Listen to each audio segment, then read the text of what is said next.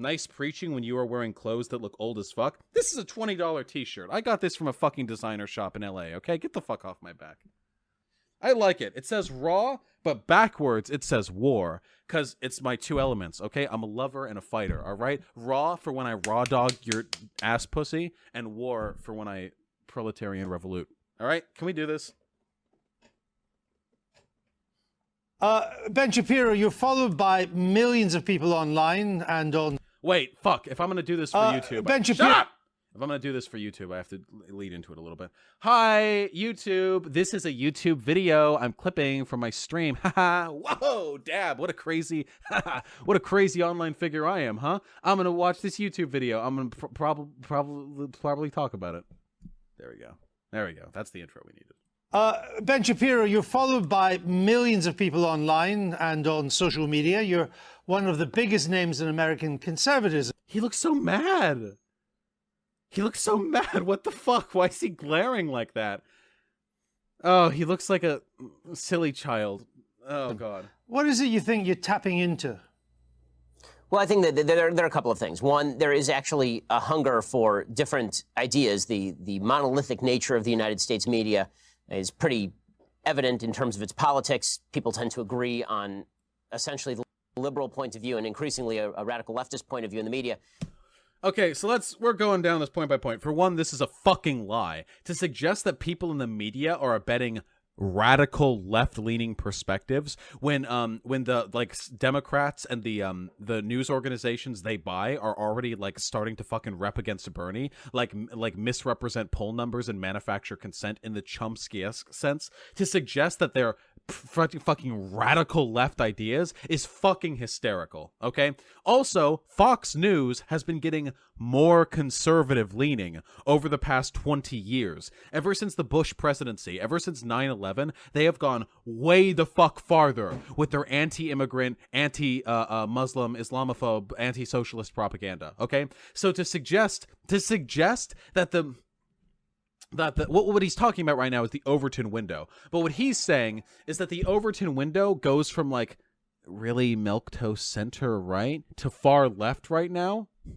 Wait, I should do this opposite because you guys see it opposite how I do. Okay, so like really milquetoast right to far left, when in reality it's pretty. I mean, right now our president literally propagates like white nationalist alt-right conspiracy theories. So I would go so far to say we've got like moderate left to like far alt-right. But whatever, everyone's going to have a different interpretation as to which ideas are acceptable in the public debate. Did Donald Trump recently retweet actual neo-Nazis on Twitter complaining about how they're getting censored?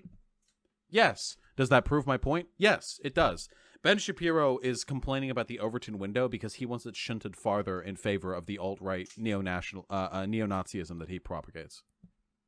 And yeah, you bitches in chat, I know some of you in chat came from Shoehead's tweet. You know what I think Ben Shapiro is? I think Ben Shapiro is a fascist and a white nationalist. Fucking at me. And obviously I speak... Change stream title. I'm gonna fucking tell myself. That's what I want to say.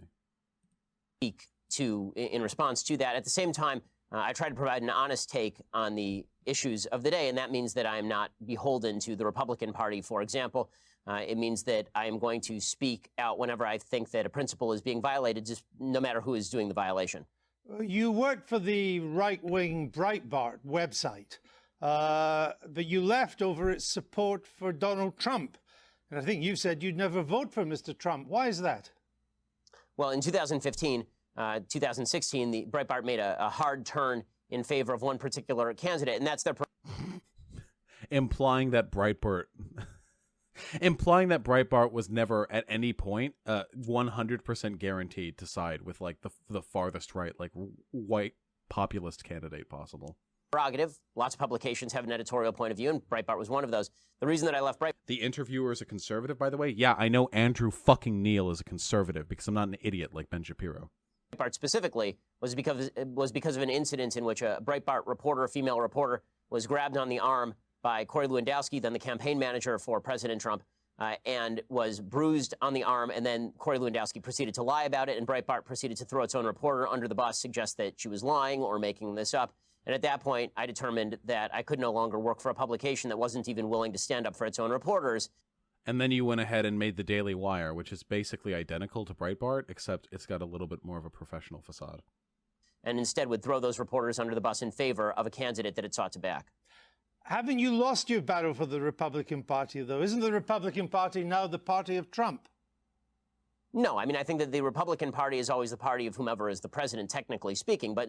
Well, yeah, so they're the party of Trump, you fucking idiot. There have been plenty of political parties throughout human history that have not been 100% lockstep in favor with the president that they stand behind, okay? This happens pretty frequently, but Republicans always vote for the people they get into office. And the reason for that is because conservatives are really fucking good at falling into line. In terms of who are the sort of the thought leaders inside the conservative movement, who are the people who are driving a lot of the discussion inside the conservative movement, I don't think that's correct at all. I think that most Republicans see President Trump as a vehicle for their policy preferences, but that doesn't necessarily mean that they agree with all of his personal foibles or the way that he behaves or the things that he says. But they sure do fall into line, don't they? Do we all remember all the never Trumpers back during the 2016 primaries for the Republican Party presidential candidate? Wherever never Trump, what a disgusting foul-mouthed man. This is not a representative of the Republican Party, fucking Lindsey Graham ass motherfuckers. And then Trump actually became president, and since then they've been 100% in lockstep with everything he says and does, and they'll defend him to the death, even on issues they used to criticize him for. Ooh, it's almost like conservatives value falling into line and respecting hierarchy more than they do their own principles. Because while it may have been true in the past, say 4 years ago, that the Republican Party was more principle-driven than it is today, right now it is 100% driven by keeping absolute ideological lockstep with the person who is currently the president. It's really that simple. And I think a lot of Republicans respond in anger to the media attacking President Trump, mainly out of a reactionary and half-appropriate upset that the media seem to have a double standard when it comes to covering certain politicians. I mean, that's a vacuous statement, so I don't even have anything to say about it. interested that you think there's a thought movement inside the Republican Party. I mean, haven't the conservatives run out of ideas in America? All the new policies, the Medicare for all, $15 minimum wage, the Green New Deal, they're all coming from the left, and they're popular. Well, frankly, I'm confused by the idea that any of those are particularly new ideas. I mean, most of those ideas have been around since Franklin Delano Roosevelt at the very earliest, or at the very latest, rather. Some of them go all the way back to Woodrow Wilson. Well, actually, we all know who they actually come from. Daddy Marx! Socialism, bring it forward. No, Ben Shapiro is actually completely right here. These aren't new ideas. But it says a lot to the state of our political discourse when ideas which may have been bantied about, the idea of, say, like a strict, pretty high minimum wage, or the idea of like a Green New Deal, like a set of business proposals that are meant to ensure environmental regulations. Well, actually, the environmental regulation stuff really wasn't around back in Delano Roosevelt's time, was it? What he's talking about right now is he's conflating all of the...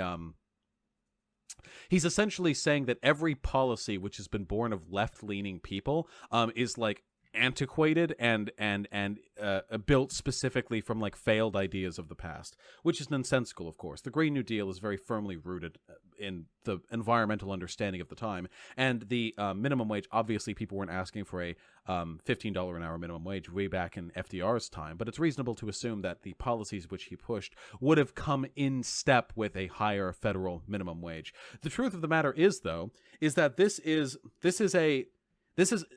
a reaffirmation of what left-leaning people have been saying for ages, that nothing here is new and reactionary and revolutionary. Everything that's being proposed right now by people like AOC and Ilhan Omar are just representative of things that we recognized were a good idea 80 years ago and have not implemented since then.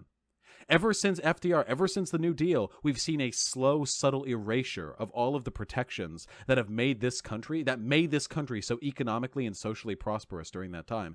Now, that's what I would say if I was a social democrat.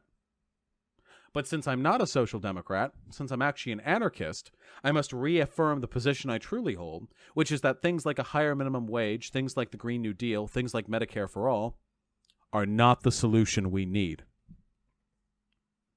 What they are, in fact, is a set of principles, band-aids, meant to close up holes in the fundamentally unsustainable capitalist system in which we live. That the antagonisms between the needs of the working class and the desires of the wealthy will reach a grinding point, for which conflict can be alleviated at times, but never truly avoided. Postponed, but not eliminated. Let me on water. Hold on. Let's do it. Every cute femboy I see ends up being edgy. I hate it. Yeah, because a lot of them probably decided to be cute femboys because of all the fucking like trap porn on 4chan or whatever. So they got heavily into that culture. So now they have to be edgy and irreverent because being like edgy and I don't even care about your feelings is the only way that they can like reassert their masculinity, even if they're like in all pink stockings and get fucked in the ass on the daily. But the idea that new ideas are absent in the Republican Party is obviously untrue. We have a very strong debate that goes on inside sort of the conservative halls of intelligentsia. Really? Well, that debate sure didn't produce any solutions to the healthcare problem, did it? You had 8 years under Obama to come up with a replacement for the ACA, and you didn't get one, and then you voted to repeal the mandate anyway.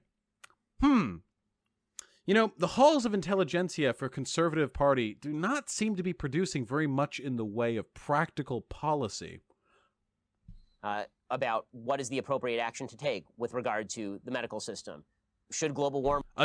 He even brings it the fuck up. Buddy, you had 8 years under Obama. Where the fuck was your solution when Trump came around to get rid of the ACA? ...be considered a real threat, or should global warming be considered something that technology will solve? And if so... A fascinating debate for conservative... Yes, that is who I want to have the debate. I want conservative pundits and politicians, many of whom are being paid by the big oil, big gas, big coal lobbies, to be debating whether or not global warming is actually a real serious thing. That's the people who I want having that debate, not the scientists. Fuck those guys. They might be biased. So what are the best aspects of solving that? You have never proposed any. Every time a Republican gets asked about global warming, they either say that it's not real, that it is real, but there's nothing we can do about it, and if there is something we can do about it, that the genius of the free marketplace will provide a solution.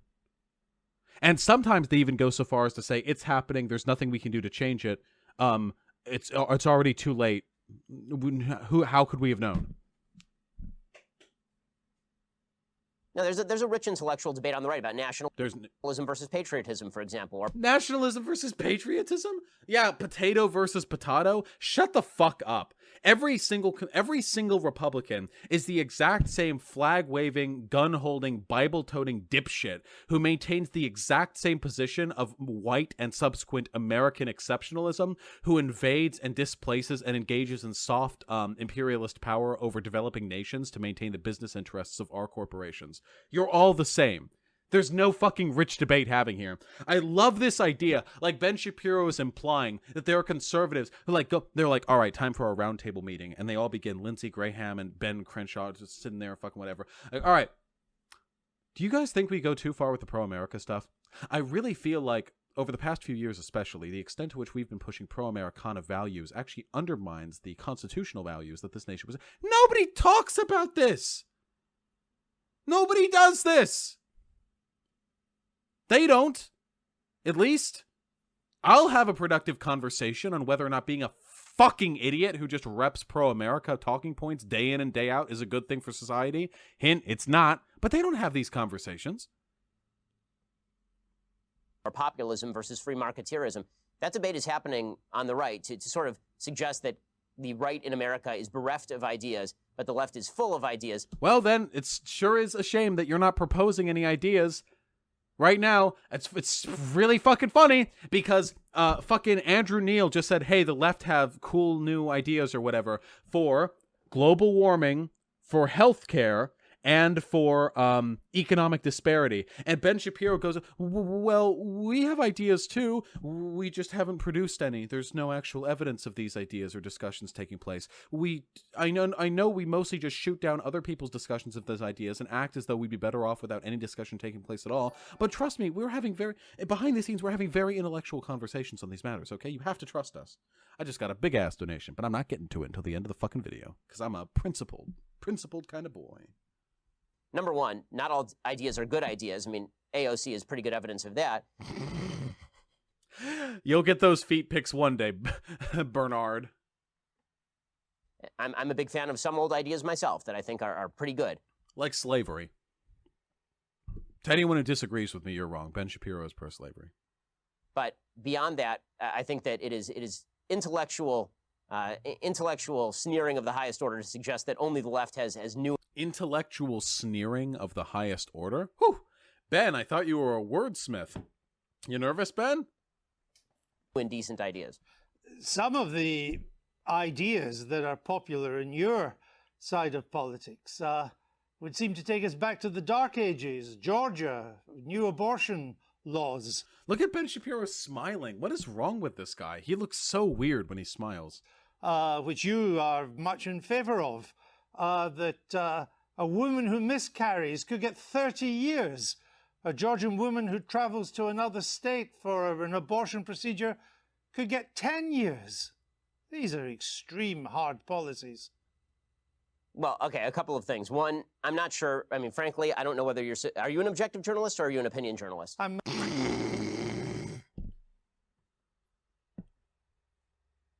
To suggest that there's any difference between the two, that all journalists aren't at least somewhat compromised by your biases, really tells a lot about the level of intellect that Ben Shapiro is operating on right now. Are you a facts journalist or are you a feelings journalist? Because I'm a facts kind of guy, and if you're more of a feelings kind of guy, then we're going to have a problem. a journalist that asks questions. Okay, so you're a supposedly objective journalist calling policies with which you disagree barbaric. And No. Yeah. Oh, yeah, I'm sorry. Oh, Jesus Christ. Ben, he just asked you a fucking question. Does anyone remember my debate with the distributist like 4 or 5 days ago? And every time I'd ask him a simple question, he would go into like an 8-hour semantics diatribe? Jesus Christ, I'm getting flashbacks. You can't ask conservative questions. You can't even stay. They get so fucking triggered. All Ben would have to say is, no, I don't think it's barbaric. It's true that these laws may seem a little bit draconian to your average leftist, but in reality, I mean, at least the way we see it, a fetus is a life. So really, we're just talking about extending protections already given to human life. All he had to say was that. But instead, your response to me indicates you have feelings on this matter. I'm more of a facts guy. I'm getting mad. Suggesting only one side of the political aisle has ideas. So I just want to point out that, I wish you would at least be honest in your own biases. Mr. So Shapiro, I know that you a member of broadcasting in America is now so polarized that on one program you only have the left, and another one you just have the right. My job is to question those who have strong views and put an alternative to them. If you were an anti-abortion person, I would be putting pro-abortion questions to you. But you are really would you call the pro-choice position? So why don't you just answer my? Jesus Christ, we're 5 minutes in, and Ben Shapiro is so fucking mad. He's so triggered. Holy shit! My question, sir, I'm happy. Sir. To answer your question. Please answer this one. Would you suggest that a late-term abortion is brutal? I'm not taking a view on this issue. I'm asking you the questions. Sir, you just suggested the pro-life position is inherently brutal and terrible, so I'm asking you, as an objective journalist, would you ask the same question to a pro-choice advocate by calling their position brutal? Well, let's take this answer for two perspectives. For one, no. No, he wouldn't. Because it's reasonable to assume that a late-term abortion is probably being done as some matter of necessity or as some impetus, the desire of the mother, okay? Whereas putting a woman in jail for 30 years for having a miscarriage is fucking insane to suggest that a late-term abortion is even comparable to basically ending a person's life of freedom because they had a miscarriage. It would be very, very feels over facts to suggest these two are comparable in their severity. And second of all, Ben Shapiro is pretending this is a debate. I know that Ben Shapiro makes his money by intellectually dominating scared college students and other YouTubers, but now that this is such a milquetoast interview. He's literally just speaking to like a sort of like quiet, respectable, don't get me wrong, Andrew Neil's a piece of shit, but at least in the context of this interview, he's literally just having a regular fucking interview and he can't keep it in his pants. Can you imagine imagine you come out with a book or something, and in your book you propose like, hey, fuck, what's a comparable position here that I can make a joke about, you know? Oh yeah, like Rocky Road is the best ice cream flavor. Okay, you make a book called that, it's a big hit, you get invited on the Today Show or whatever. Hey, so you say Rocky Road's the best flavor, huh? You know, I think Rocky Road kind of and then like Jimmy Fallon or whatever, like looks the eye and like, actually, I think Rocky Road kind of sucks. Hey, I'm more of a mint chocolate chip. Your eyes furrow. I was under the impression this was going to be an objective interview. Are you seriously suggesting to me right now that you think you... Would you say the same thing if somebody came on and said that pistachio was their favorite flavor? Would you say that? Would you say that? And Jimmy Fallon looks the eye and like, hey, buddy. Hey, I don't know. Okay, all right. It's an interview, not a fucking debate. What I'm asking you is that why is it that a bill banning abortions after a woman has been pregnant for 6 weeks is not a return to the Dark Ages? What's your answer? My answer is something called science. Human life Oh, he's gonna say something so fucking stupid. exists at conception. Really? Fascinating. Ben Shapiro, would you mind pointing to an objective, empirical, scientific determinant as to when human life begins? The answer is you can't. It's a philosophical concept. When does human life begin? Does it begin when the fucking sperm fertilizes the egg? Does it begin in your ball sack when your sperms get produced? When you drink the milk and the milk gets turned into cum that weighs heavily against your prostate? Is human life begin when the egg is a human life ended every time a person has a period and the egg falls off the side of the thing? Go fuck yourself, Ben. This is I support facts over feelings. Like facts, like when science determined what human life was in 1952. Go fuck yourself, fucking idiot. This is exactly why I say I could crush Ben Shapiro in a debate, because he's a fucking idiot. He's really stupid. He's really dumb. Ben Shapiro is not impressive. What's that tweet that I saw? People have been treating Ben Shapiro like he's some sort of debate god because he's been like alley-ooping slam dunks into like a Fisher-Price 3-foot tall little basket made of plastic. But now like he's actually on the court speaking with an actual journalist and he's fumbling like crazy. It's fucking crazy. Ought to be protected. Now, back to my question to you.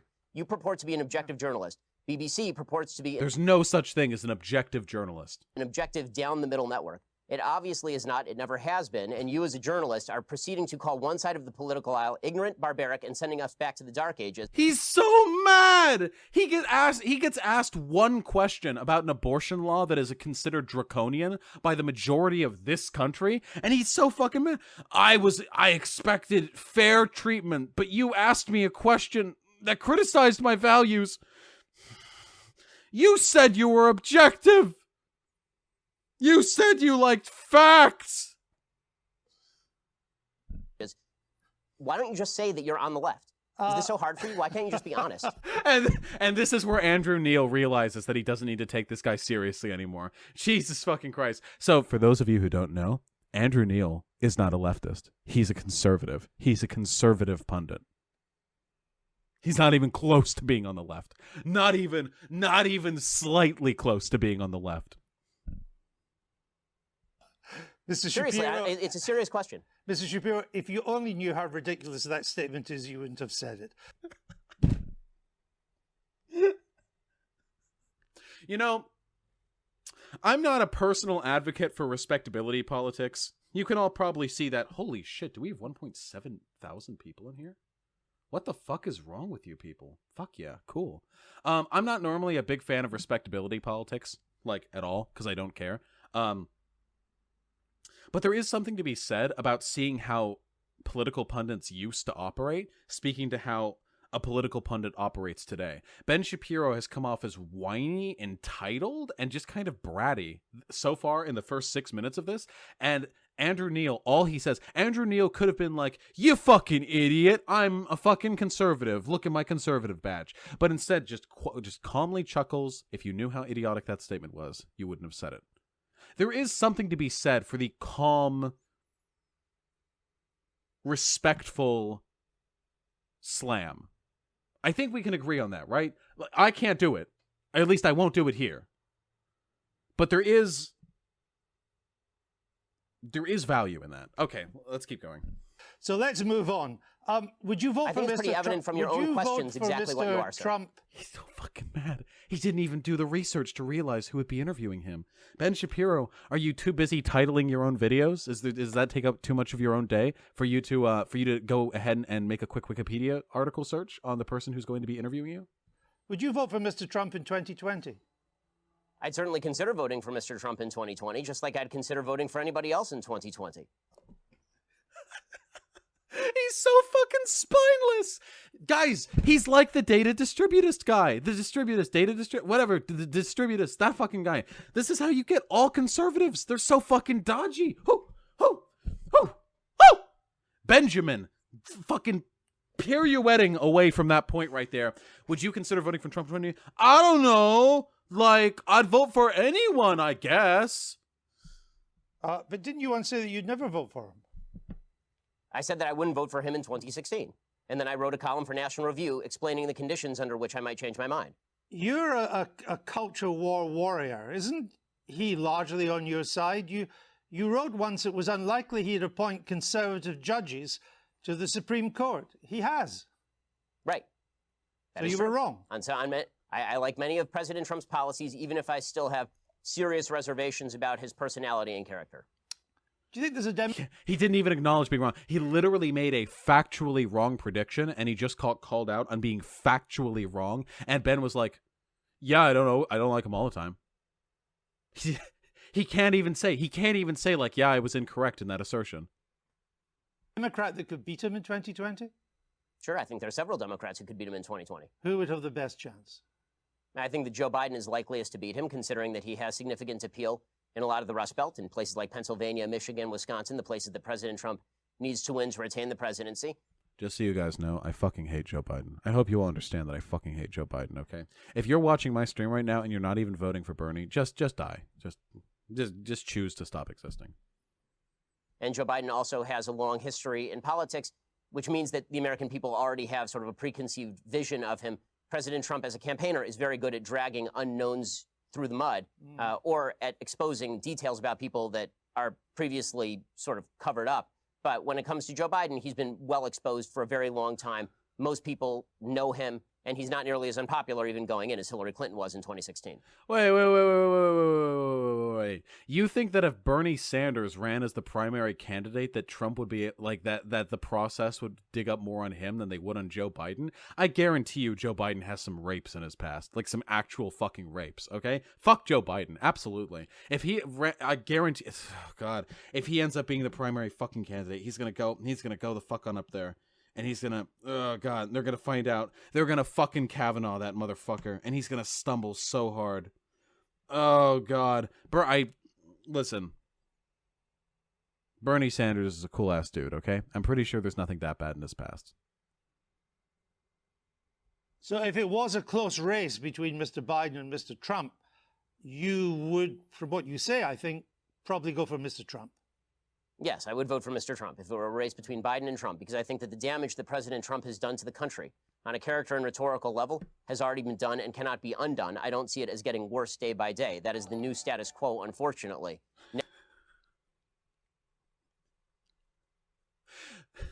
Yeah, I'd vote for Trump. Trump already wrecked the country. Like, it can't get worse, right?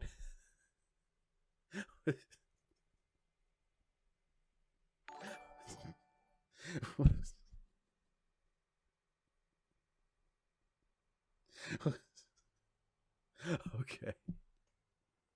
Now the question becomes which policies I would most like to see enacted, and Trump's policy preferences are closer to my own than Joe Biden's are. Now, you're a star of new media, of conservative new media. You and others on the left and the right, you position yourselves as supposed tellers of hard truths. But haven't you all just really coarsened public discourse in America and exacerbated its divisions? You know, it's kind of odd to be hearing about me coarsening public discourse when you call policies you disagree with brutal and bringing us back to the Dark Ages. He's so mad. That's such an easy question. Do you think you've coarsened politics? Well, it's funny you say that, libcuck, because you're a feels journalist rather than a facts journalist.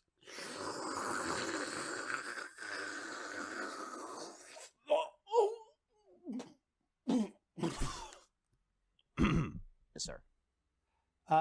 The point, I don't want to return to it, but the point was to put a position for you to reply to it.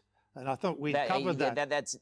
Well, I think He doesn't even understand the concept of an interview. You are asked questions and you answer questions. You don't get asked questions and then get indignant and angry and accuse your host of being biased. Jesus fuck, this is Optics 101. This isn't even optics, this is just the definition of a fucking interview. Anyone in chat right now who thinks I couldn't appear on mainstream television, fuck off. I'm gonna do it. This is my new lifetime goal, okay? The angriest fucking lefty on YouTube right now, or at least one of them, I want to prove that I can still hold better decorum than Ben fucking Shapiro.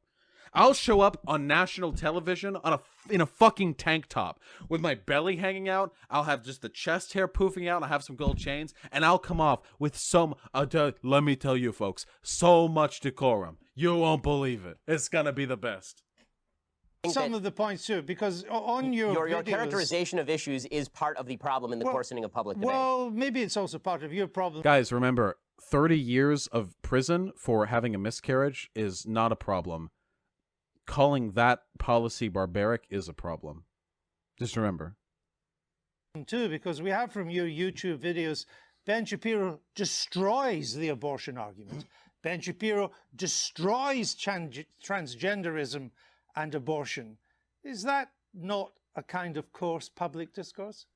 Well, are those videos labeled by me? I love this part. Oh, no, no, no, no. Well, we go on YouTube first. I'm ready.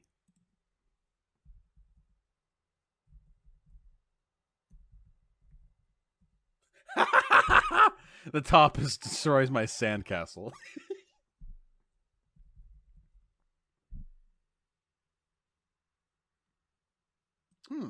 Ben Shapiro destroys the abortion argument. Now this one. Okay, so that's that one. Yeah, okay, cool. Transgenderism. Oh, destroys transgenderism promotion argument. Okay. All right. Okay, so cool. All right. So, fuck. Damn, I wanted to make a point on this one, but it's true. Ben Shapiro didn't title this. Actually, he didn't title either of these. Yeah, they're both a separate uploader from somebody called the Daily Wire.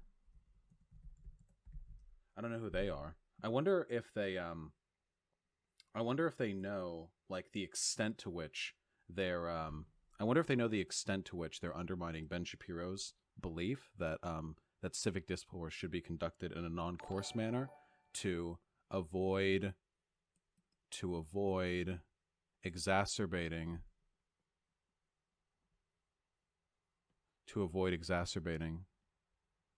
the coarsening of public discourse. I wonder if they know what's going on there.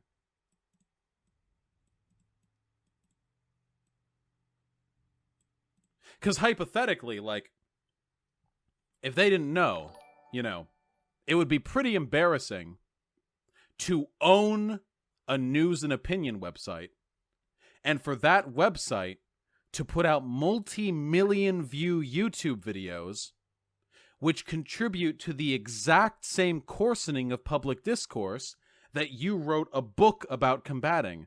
That would actually be very bad, very hypocritical, if that was the case, Mr. Ben Shapiro. Because as it turns out, you don't actually need to literally title the video itself. Like, you don't need to literally go into the YouTube upload video, edit video section, and you don't need to literally be the one. If you own the company and set the publication standards and then refuse to take down the videos for the videos that get put out, it's still on you. It's still on you, buddy. 1.8K gang. What the fuck is wrong with you people? God damn. I have no idea. But why are you picking out? Why are you? I have a question. Why are you picking out random YouTube videos? Random YouTube videos. Ben! These are multi-million view YouTube videos. These videos were how I got introduced to you. Specifically the one on abortion and transgenderism. These are not just random YouTube videos. It's your company uploading videos about you to promote you to an audience of millions. Put up by people who are not me. Are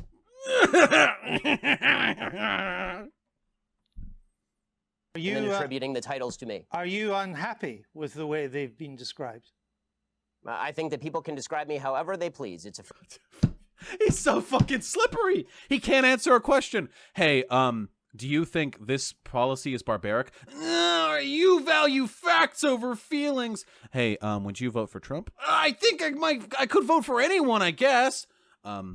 Hey, do you have a problem with how these videos are titled, even though they contribute to the exact thing you said is a problem in public discourse? People can title their videos how they want. God, fuck, Ben is pathetic. What a fucking baby. He's like Onision. Onision? He's just like a fucking big fat YouTuber. He's just a YouTube whiny baby boy.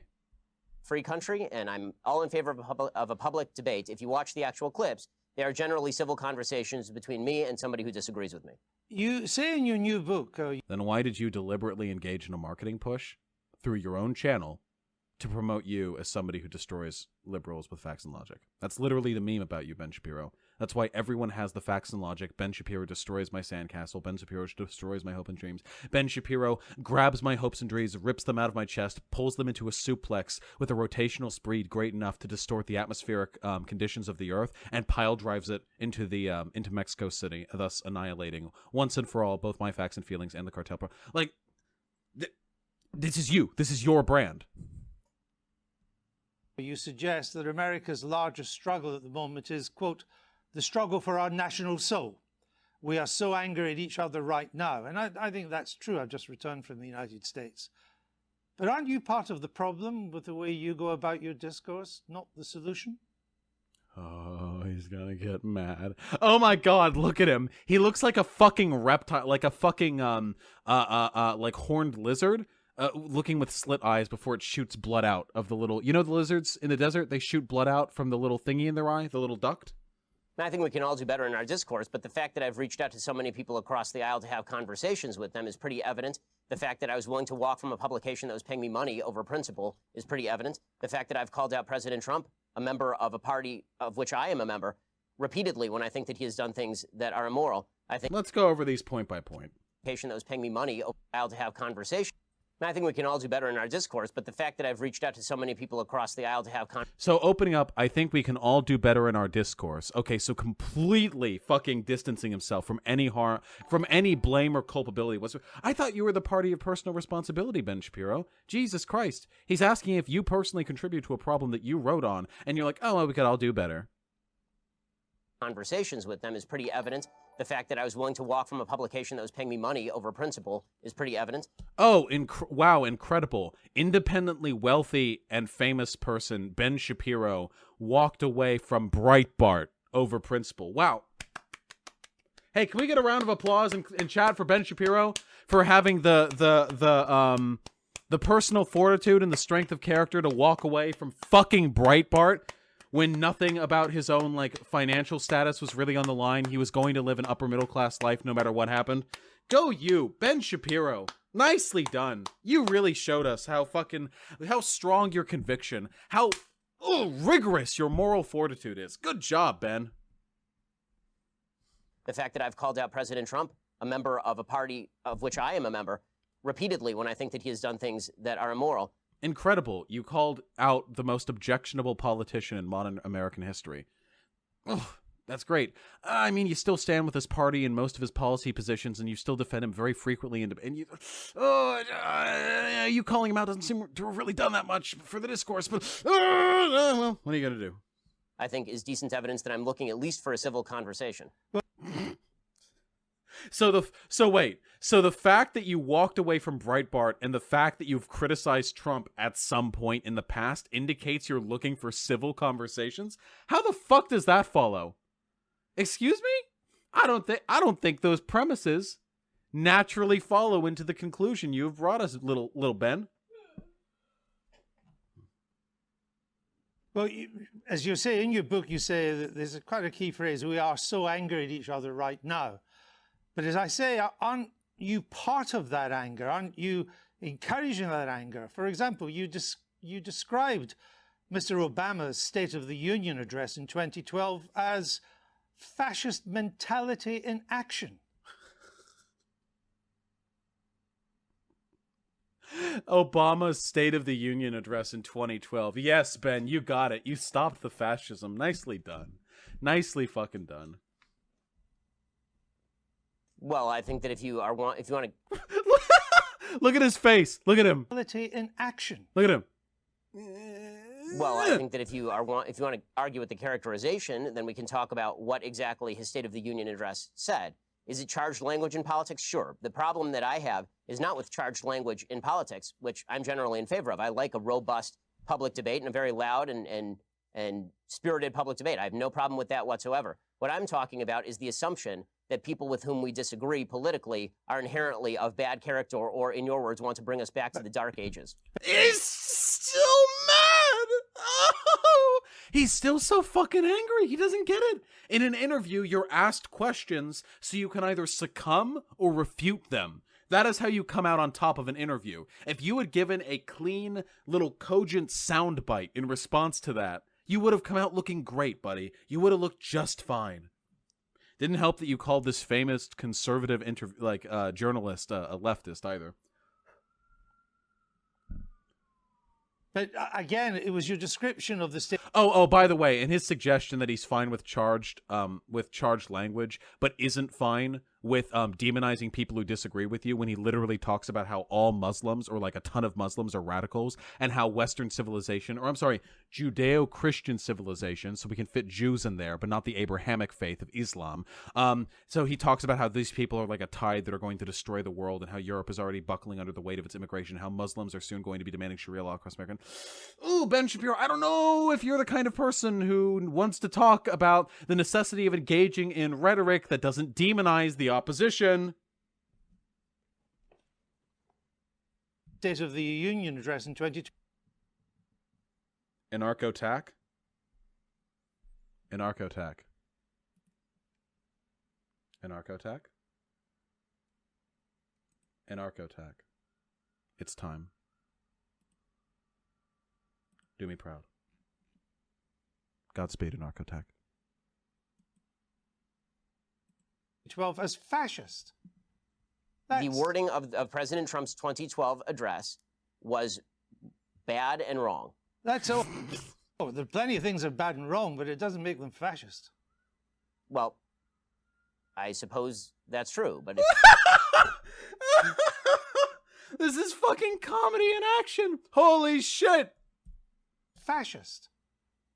The wording of President Trump's 2012 address. He just said President Trump's 2012 address for one. So first of all, was bad and wrong.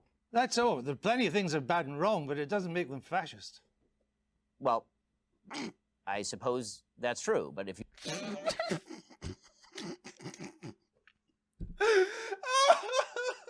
I take it back. This This video on BBC's channel is a conservative cringe compilation. Thank you, Andrew Neil. If you would like to, again, if you'd like to read me the column out loud, I suppose I can critique it for you. Oh, well, again with Mr. He can't. He doesn't realize it's not a debate. He can't do it. He can't. Literally, this is so... Ben, I'll slip you a free one right here. I did characterize President Barack Obama's 2012 speech as fascism, and I do recognize now in hindsight that may have overstated things significantly. In fact, since that time, as I have seen the degree to which the coarsening of political discourse has affected our ability to enact real change, I have, at least to the best of my ability, done my best to walk back from that. I would no longer characterize that speech as fascist, though I do disagree with many of its contents, because I would now seek to address its contents in a more holistic and informed manner. It's so easy! It's literally off the top of my fucking head, Ben. I'm not even a fucking neocon. It's so easy! It's so fucking easy! Do you understand? Guys, this isn't a fucking meme. It's actually disgusting to me that people think that Ben Shapiro is in any way impressive when I can literally one-off answers that would solve all of his fucking problems here. Is he in a compromised state? Is he like really tired, or is he drunk or something? I can't. Mr. Obama, you said Jew, and you're Jewish yourself. I only mentioned that You're a Jewish. because to put this in context, the Jews who vote for Obama are, by and large, Jews in name only. Ginos, you call them. Hey, you know what's an actually fascist tactic? Saying that members of a religious group who disagree with you politically aren't actually members of that religious group. This is classic Israeli fascism right here. The suggestion that Israel is Judaism. And if you're a Jew who doesn't support Israel or doesn't support candidates who support Israel, you're not a real Jew. This is the height of genuine anti-Semitism, and it's propagated almost exclusively by Zionists, like Ben Shapiro, the world's greatest anti-Semite. My statement was based on the fact that Jews... Only. Ginos, you call them.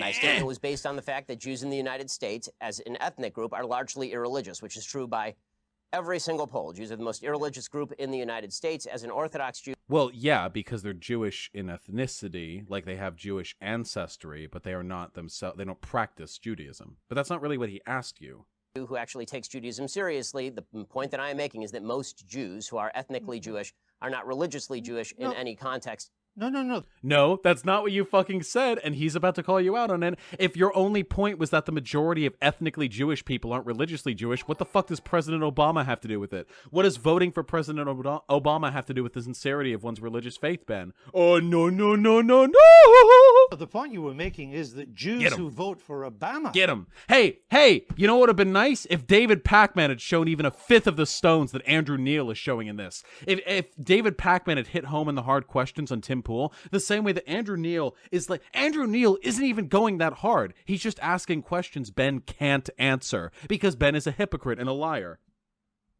Are Jews in name only? I said that, yes, that is correct. That Jews who voted for Barack Obama, a progenitor of the Iran deal, a person... Yes. So the first thing that he said right there, the first thing that Ben Shapiro said about, oh, well, most ethnically Jewish people aren't religiously Jewish, was just a complete red herring. It had nothing to do with the point. He literally just said it. It didn't matter if it was true. He literally just said it to distance himself from the actual consequences of the statement he made.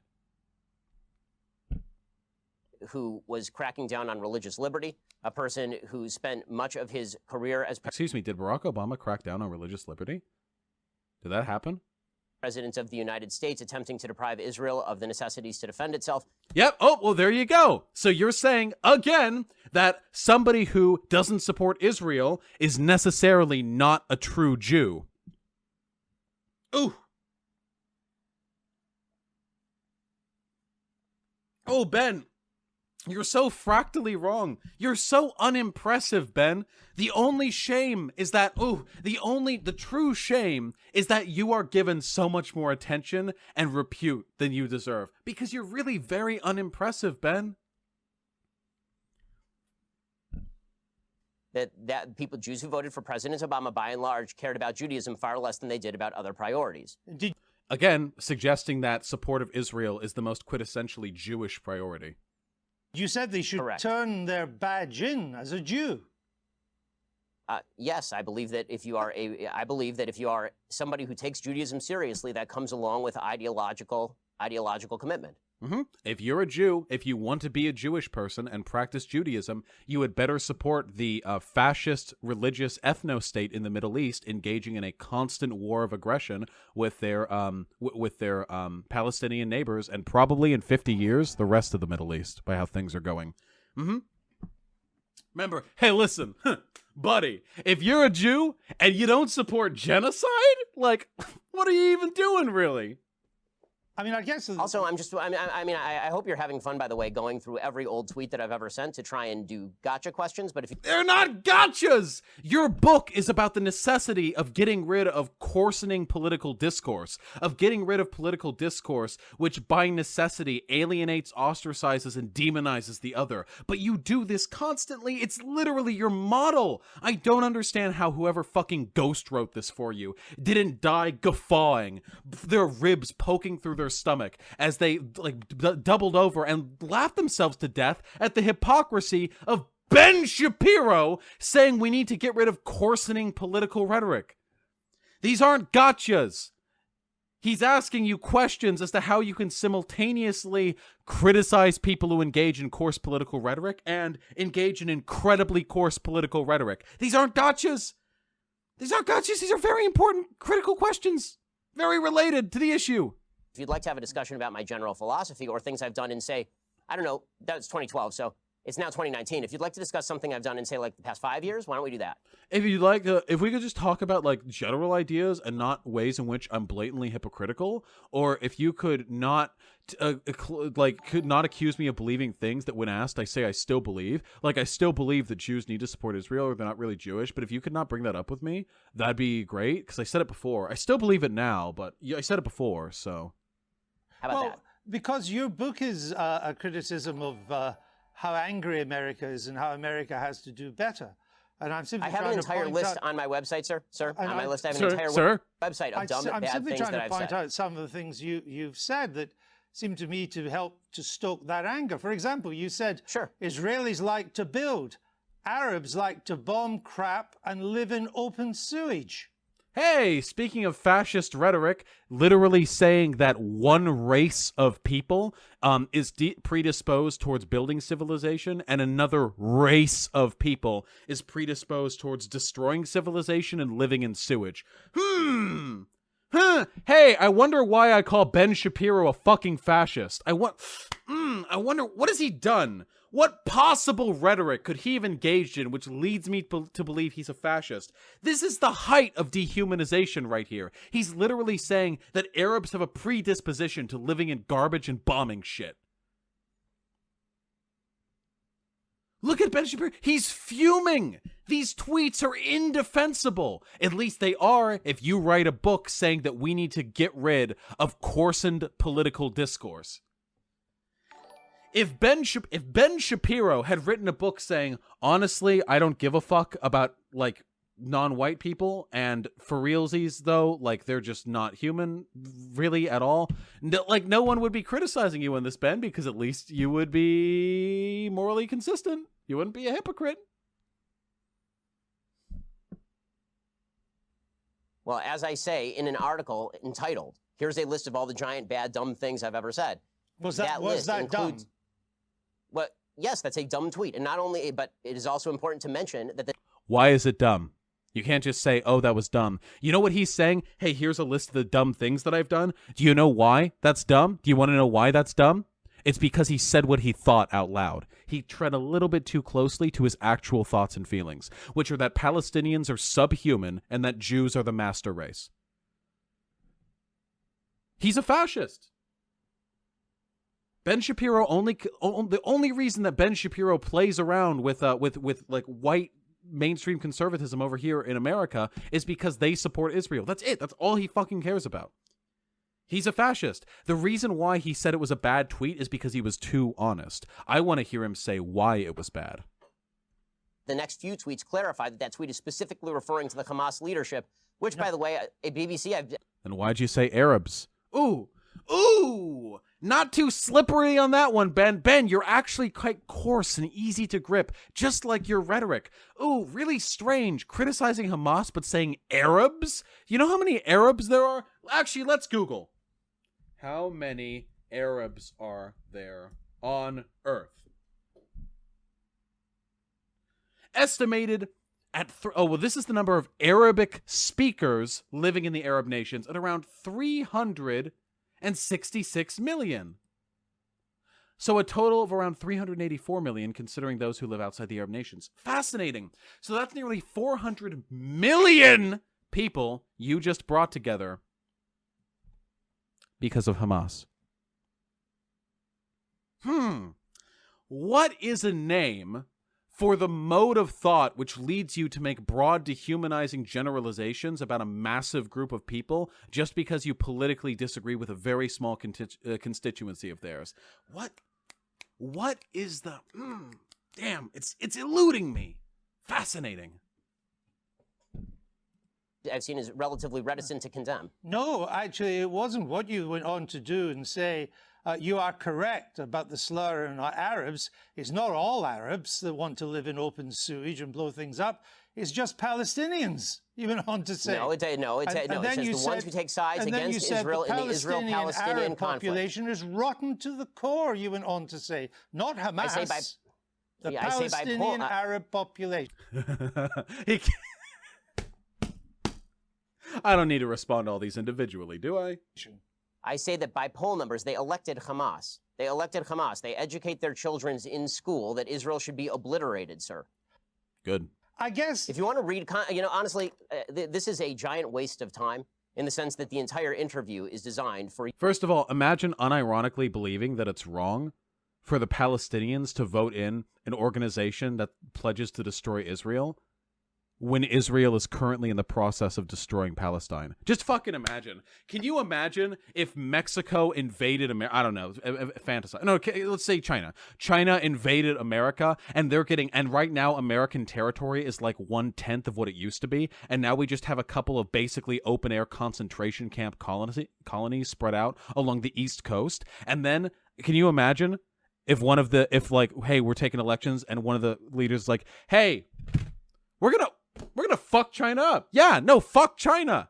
We're literally gonna all fucking die if we don't destroy China. We have to, no, fuck China. Yeah, no, absolutely. Yeah. Oh yeah, we'll bomb China. Fuck yeah, we'll bomb China. They're literally eradicating us from the planet. Yeah, I can actually kind of see why voting for Hamas and claiming that we need to destroy Israel might actually be not only a reasonable, response to the policies that Israel has engaged in, but also morally just.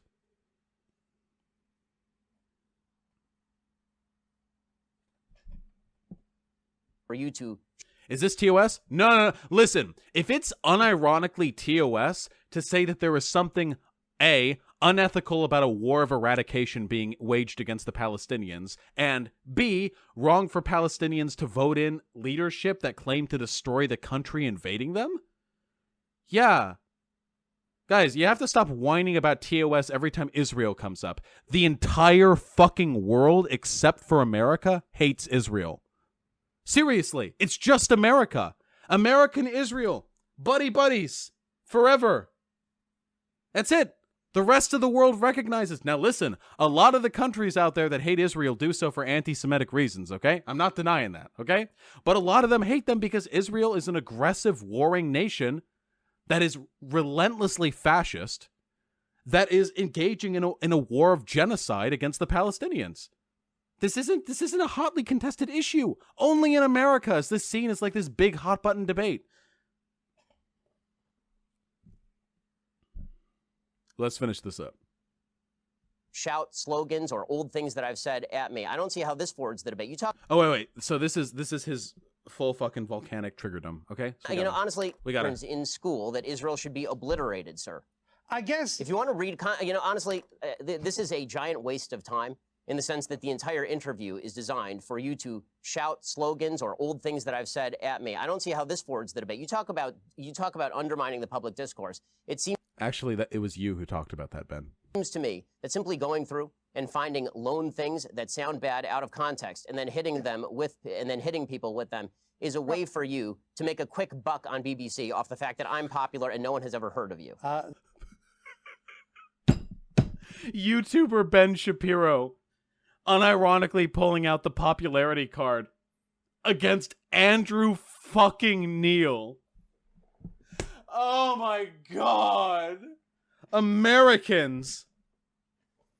Excuse Andrew Neil, how many YouTube subscribers do you have, sir? Sir?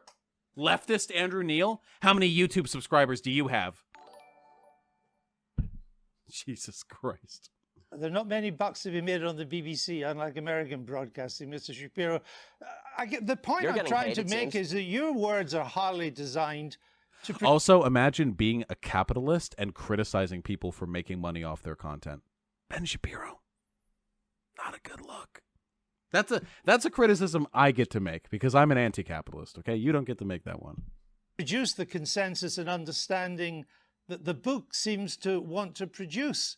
That's my point, that you write about, Judeo-Christian culture and so on, but so much of what you've said in the past would seem to turn its back on Judeo-Christian culture.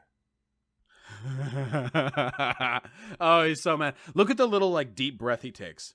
In the past would seem to turn its back on Judeo-Christian culture. You're lecturing me on Judeo-Christian culture after you call the pro-life position barbaric?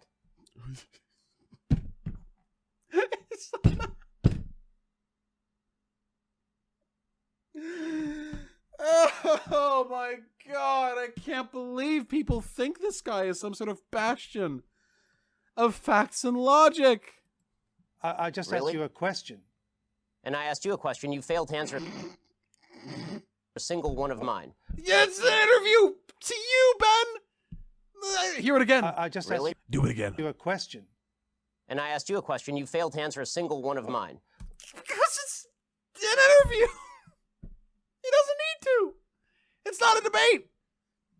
You're not on a college campus, Ben Shapiro. You're not talking down to a student who has the mic taken away from them every time it's not their turn to speak so they can't interrupt you when you say something stupid. This isn't your avenue, Ben Shapiro. You're on national television speaking with an interviewer, and you are making a fool of yourself. Frankly, I find this whole thing a waste of time. If you want to read the book and critique the book, why don't you read and critique the book? If you want to critique me, you can think whatever you want of me. Why don't you frankly, just try and I don't care. I don't frankly give a damn what you think of me since I've never heard of you. And I've never heard of you until I briefed myself for this. But that's not the issue. You have a then new why the hell book are you out, interviewing and me, it's sir? He's so fucking mad. He's like, yeah, you can read the book if you want. I've never even heard of you. I don't even know why I'm here talking to a respected BBC interviewer. And he's like, well, I haven't heard of you either until I did my prep. Well, then why are you even talking to me?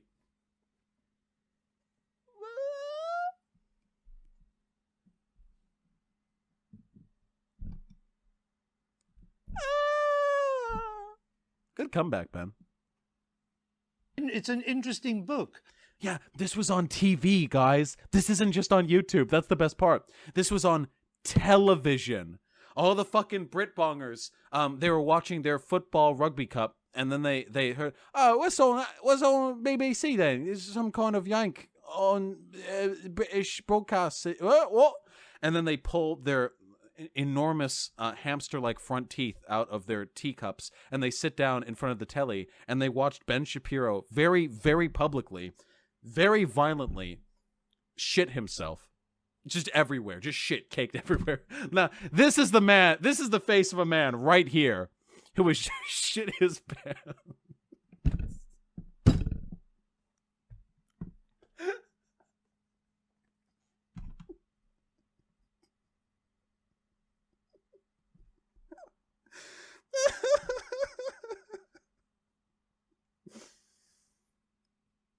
Oh, God.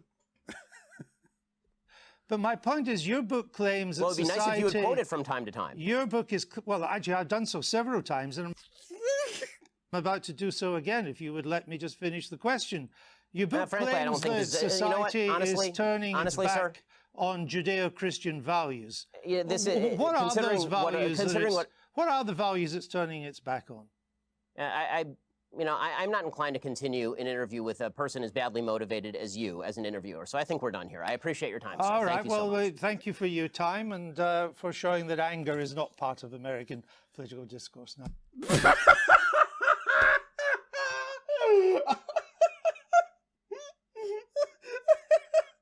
Oh, that's what I'm talking about. Keeping calm. I can't do it, but there's virtue in it. Thank you for showing us anger is not part of American discourse. Thank you, Ben. Little Ben. Oh my God, it took nothing. The stack of cards just knocked over in the wind. It took nothing. He died. Ben Shapiro is dead now. Now, Mr. Shapiro, we'll say goodbye. He didn't even say goodbye. He just sat there awkwardly.